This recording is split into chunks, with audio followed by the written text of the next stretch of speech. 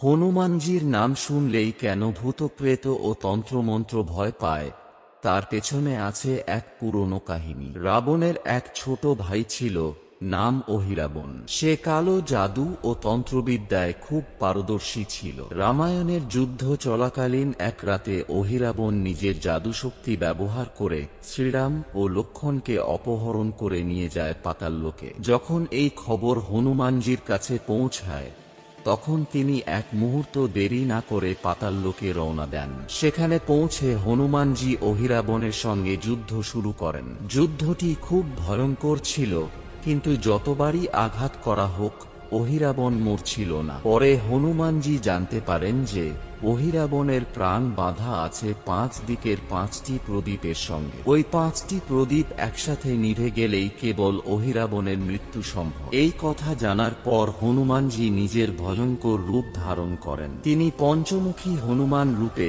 5 দিকের প্রদীপ একসাথে নিভিয়ে দেন। ঠিক সেই মুহূর্তেই অহিরাবণের মৃত্যু হয়। হনুমানজির সেই রূপ এতটাই ভয়ানক ছিল যে 3 লোক, স্বর্গ, মর্ত্য ও পাতাল সব কেঁপে উঠেছিল। এই কারণেই বলা হয়, হনুমানজির নাম নিলেই সব অশুভ শক্তি, ভূতপ্রেত ও তন্ত্রমন্ত্র ভয়ে দূরে সরে যায়। সবাই মিলে একবার বলি, জয় বজরংবলী। ভিডিওটি ভালো লাগলে লাইক এন্ড সাবস্ক্রাইব করবেন।